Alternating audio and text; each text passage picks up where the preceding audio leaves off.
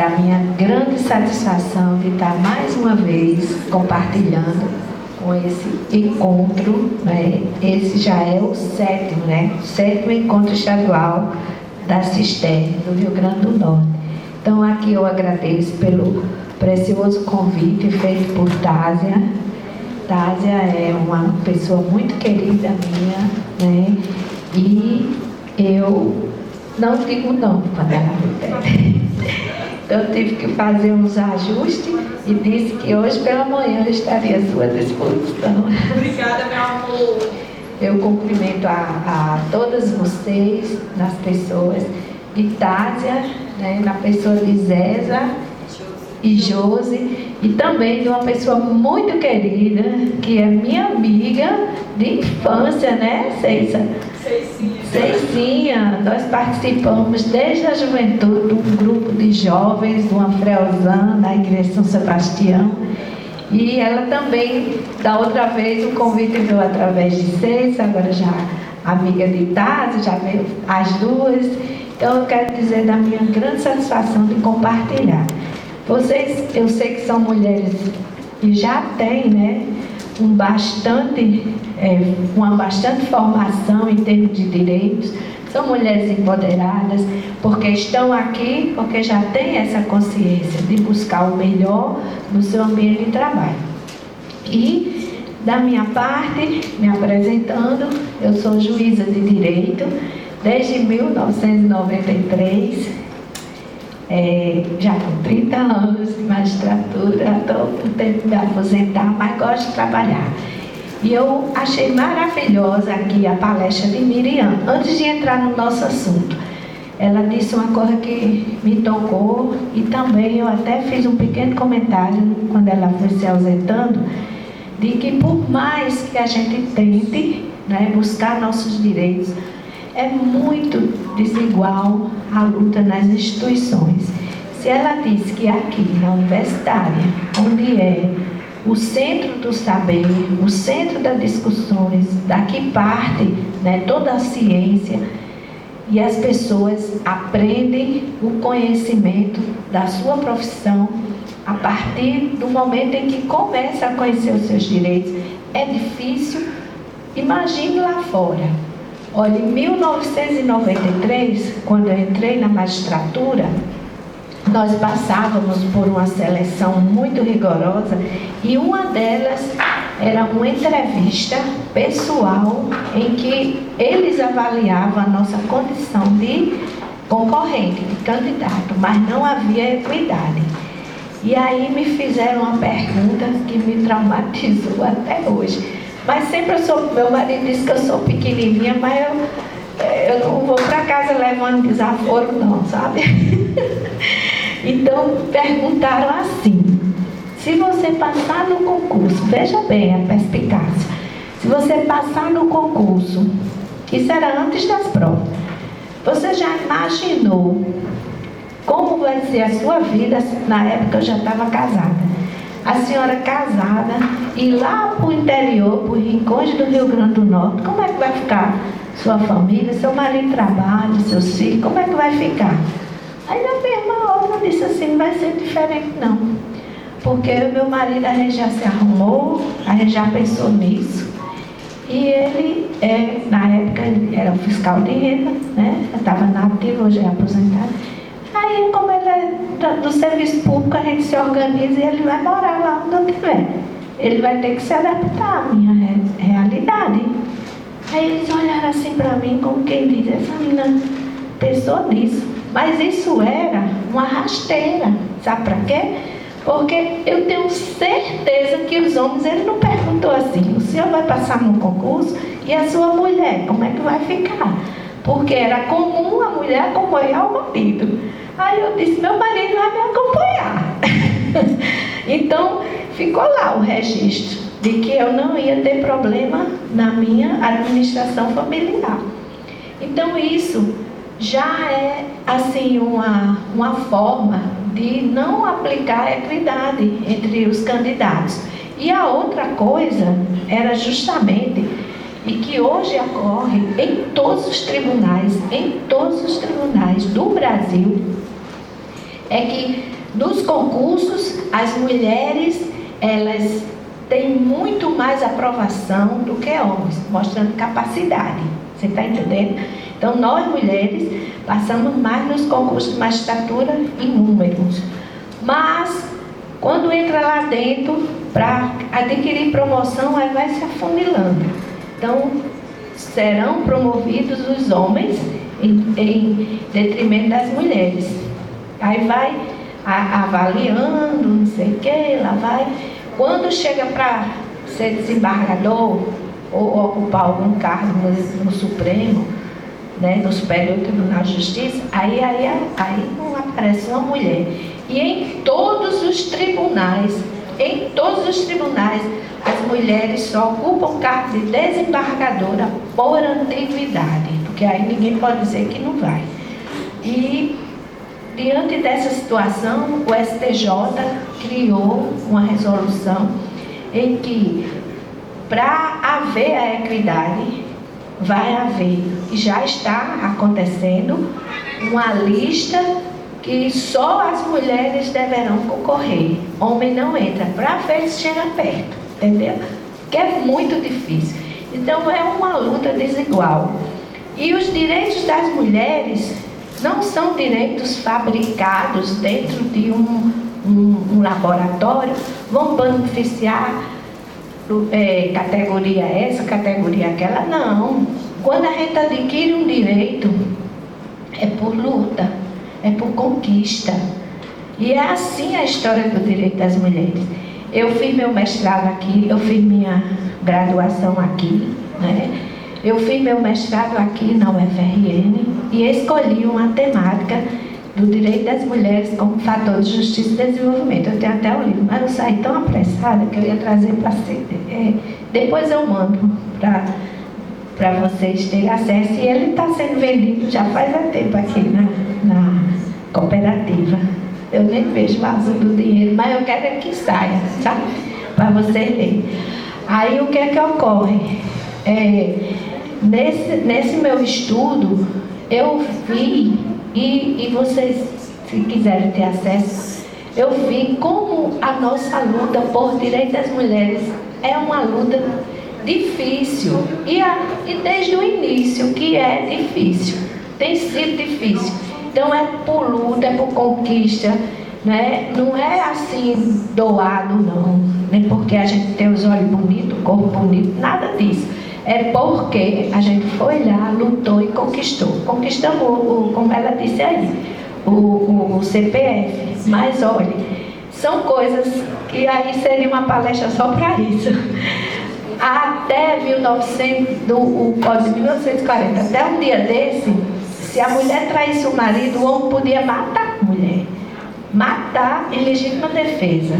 E nós éramos consideradas, né, no tempo das ordenações filipinas, inimputáveis, sem direito nenhum.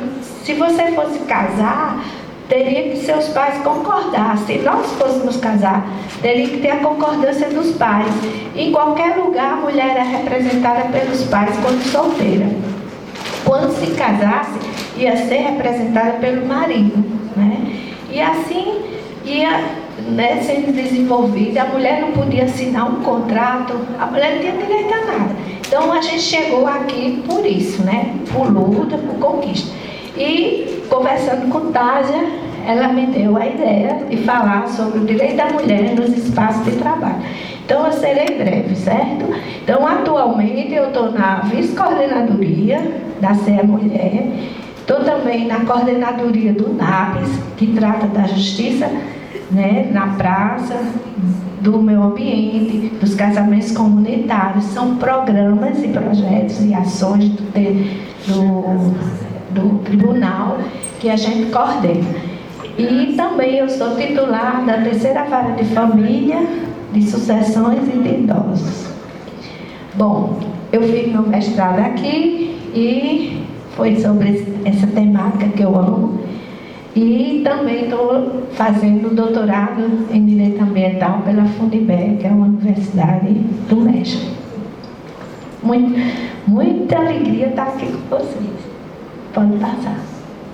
Então, Em se tratando dos espaços de trabalho, nós temos um tripé que deve ser respeitado quando diz com relação à mulher, né? E nisso, a mulher ela ocupa um lugar de destaque e o ambiente poderia ser comum, que não é, mas deve haver, acima de tudo, a proteção. E para que haja essa proteção, é necessário que seja, né, fornecido, que seja concedida essa garantia de igualdade entre gêneros, né?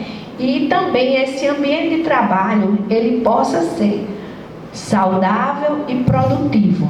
A gente não pode se sentar numa cadeira quebrada, a gente não pode utilizar um equipamento que possa causar dano à nossa saúde. Então, a princípio, a gente tem que olhar onde a gente está. Chegou no ambiente de trabalho, você tem que olhar se aquela parede está com fungo e está lhe causando algum problema, está entendendo? Então, esses detalhes a gente não sabe. Muitas vezes a gente se submete, falta água.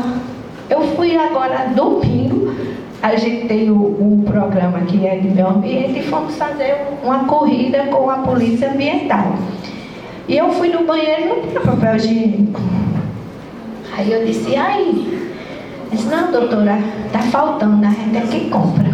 Aí eu fiz até uma doação lá para ele. Mas isso não pode acontecer no ambiente de trabalho.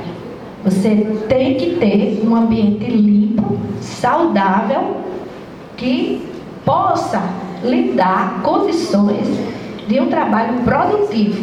Então, a pessoa só pode produzir se tiver condições de trabalho. Começa por aí. E com relação ao que cada uma de nós, certo, deve ter, não é, na nossa produtividade de trabalho, tem que haver o reconhecimento dos mesmos direitos dos homens. Então, as condições de trabalho têm que nos dar um bom salário, condigno com o que nós estamos realizando. As oportunidades de emprego têm que ser iguais, não pode haver desigualdade. No momento em que uma mulher está com alguma deficiência, qualquer pessoa, ela tem que concorrer de igual. Então, se você for trabalhar e tiver alguma coisa que está impedindo, certo? Isso a gente tem que estar de olho, na medida em que nós não estamos com as mesmas oportunidades.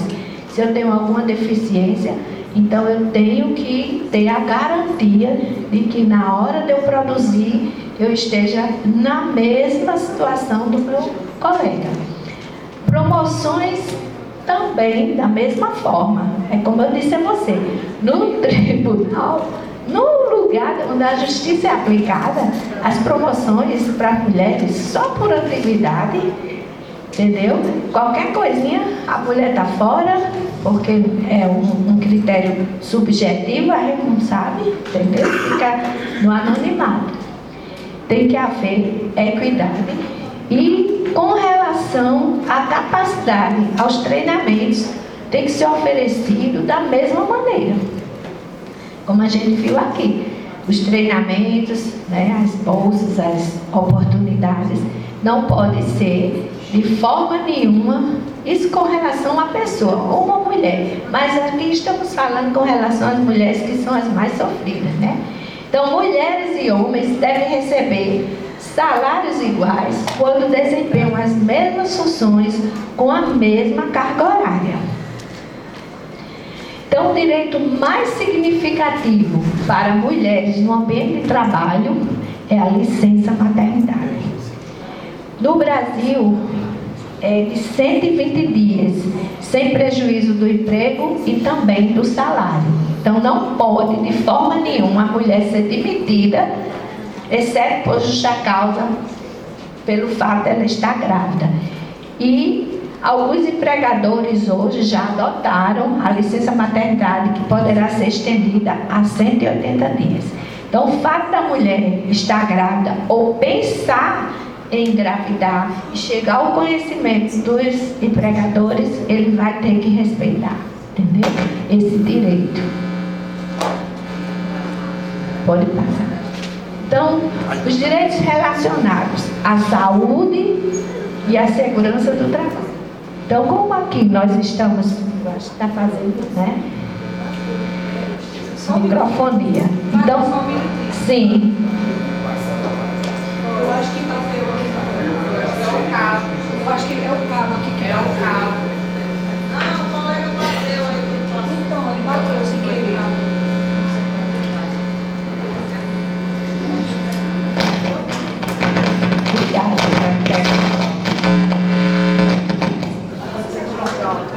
Alô? Ótimo. Certo. Então, com relação aos direitos relacionados à saúde e à segurança do trabalho, vocês têm que observarem que em trabalhos que exigem esforço físico ou exposição a risco, devem ser fornecidas condições adequadas e seguras e também devem ser respeitadas as particularidades do corpo feminino, com direito a intervalos adicionais durante o dia para descanso. Então, as nossas condições físicas, elas devem ser respeitadas se a gente for fazer determinados trabalhos que não nos dá condições de realizar. Então, isso aí é um direito nosso, certo? De se recusar a fazer algum esforço físico que venha prejudicar a nossa saúde. Certo? Inclusive, tem pessoas que vai o tempo todinho digitando e tem problema de digitação, né? Aquela doença de túnel do carpo.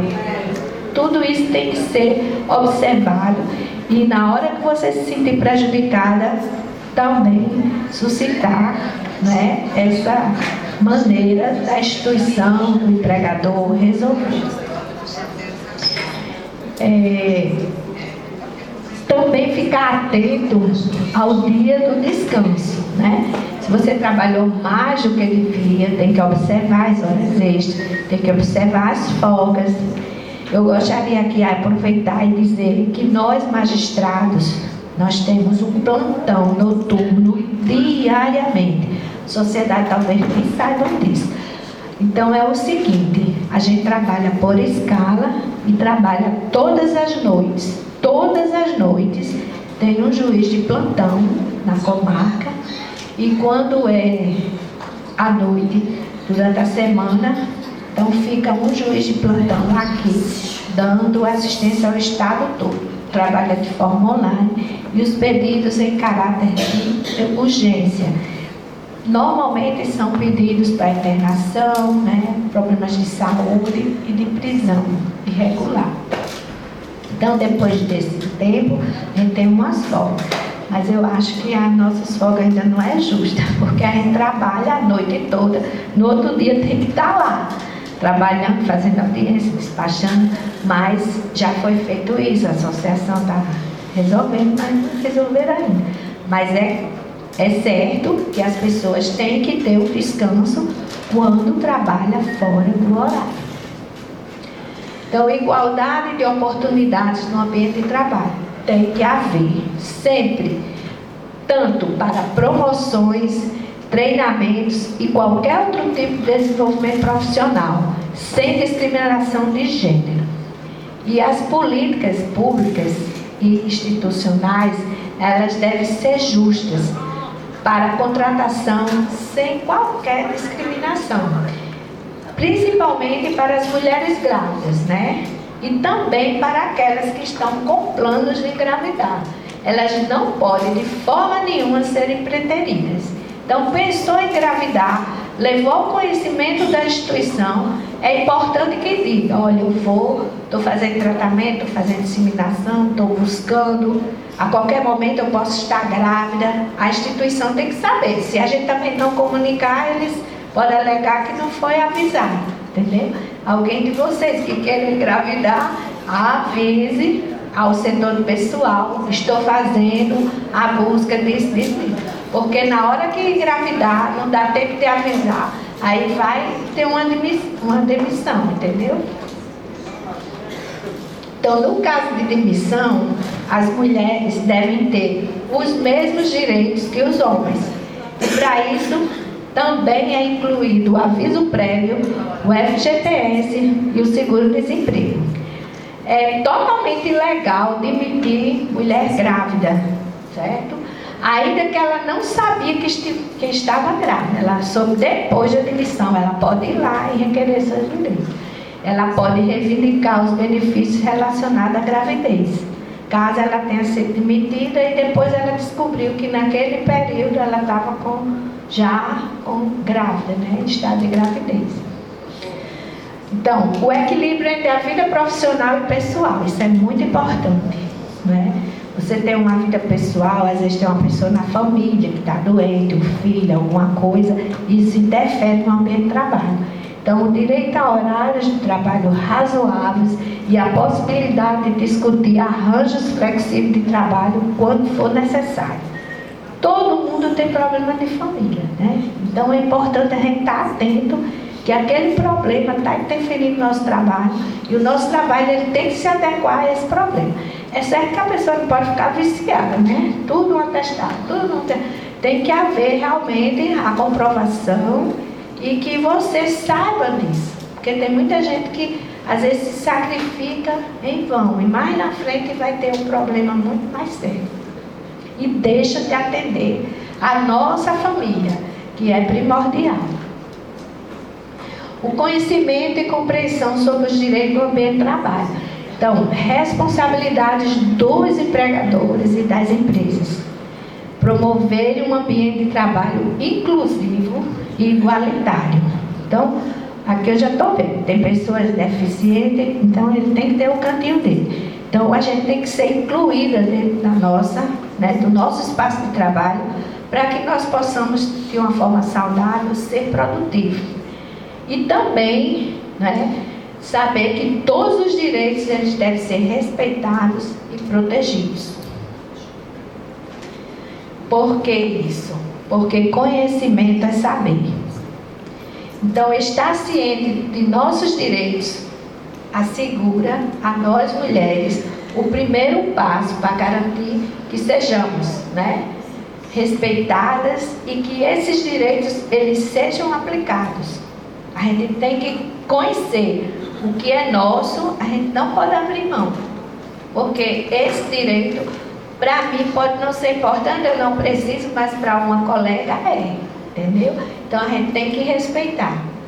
Hoje, na nossa instituição, tribunal, eu acredito que aqui também deve ter, existe uma resolução que quem tem filhos com problema de saúde, pode reivindicar e pode também pedir, tem razão. Porque eu estou saindo de uma virose, a minha voz é assim. Então, muitas vezes a gente não procura o direito porque a gente não está precisando, mas alguém está. Então é importante até a gente também ser solidária e advertir. Todas as vezes que a gente precisar valorizar a nossa atuação no trabalho de uma forma produtiva, saudável, a gente conhecer também sobre as resoluções, as portarias, as normas, tudo a gente tem que estar sabendo, porque a gente tem que ir atrás, ninguém está assim de mão beijada, principalmente em ser mulher. Então, o bem jurídico protegido no direito da mulher, é o bem-estar feminino, porque todo direito ele tem uma característica, uma natureza, ele protege, certo? Ele protege aquele indivíduo, aquele instituto. E o bem direito protegido nosso como direito é exatamente o nosso bem-estar, em especial o reconhecimento adequado da participação da mulher no mercado de trabalho com total liberdade. E com isso nós buscamos uma vida melhor, uma vida mais feliz e igualitária para todas as mulheres. Por exemplo, o bem jurídico do direito da criança é a proteção ao seu desenvolvimento enquanto criança e adolescente. Eu já fui, quando eu estava em Juiz em Mossoró, eu era titular da Infância e Juventude, do Juízo da Infância e Juventude. Então, a gente vê, se você tiver de fazer alguma coisa por uma criança ou por um adolescente, é naquela fase. Se você deixar para fazer quando adulta, passou. Se ele tiver de ter algum trauma, se ele tiver de ter algum prejuízo, ele já teve. Então, tudo que tem que ser feito é dentro do espaço em que é criança e adolescente. Se não fez, passou. Então, o bem jurídico protegido daquele direito do Estatuto da Criança é exatamente a fase de desenvolvimento. O bem jurídico da mulher é exatamente deixar que a mulher seja feliz, seja produtiva, que ela possa igualmente concorrer a qualquer espaço de trabalho sem nenhum prejuízo, né? A sua condição de ser mulher. E muito obrigada.